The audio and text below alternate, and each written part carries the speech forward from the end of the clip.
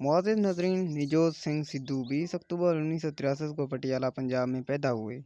وہ سابقہ بھارتی کرکٹ کے کھلاڑی ہیں۔ کرکٹ سے ریٹائرمنٹ ہونے کے بعد انہوں نے سیاست میں حصہ لیا اور 2004 سے 2014 تک امرتسر سے لوک سبھا کے رکن رہے۔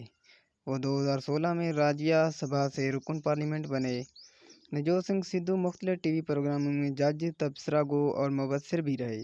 حال ہی میں بھارتی سپریم کورٹ نے سابق کرکٹر اور کانگریس رہنما نجوت سنگھ سدھو کو 1988 میں پیش آنے والے کار حادثے میں ایک شخص کی ہلاکت پر 1 سال قید کی سزا سنا دی۔ کانگریس کے بھارتی پنجاب کے سابق صدر نجوت سنگھ سدھو کو پہلے اس مقدمے میں 1000 روپے کے جرمانے کے ساتھ بری کر دیا گیا تھا۔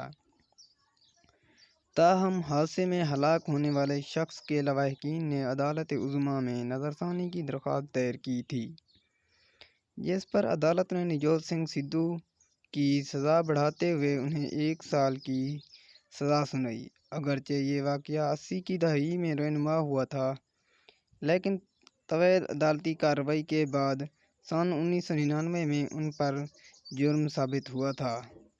58 سالہ سدھو نے اس عدالتی فیصلے کے بعد ایک ٹویٹ میں کہا کہ وہ عدالت عظمیٰ کا احترام کرتے ہیں۔ اگر آپ نے چینل کو سبسکرائب نہیں کیا تو کر لیں اور گھنٹی پر کلک کریں تاکہ ہر ویڈیو آپ تک پہنچے۔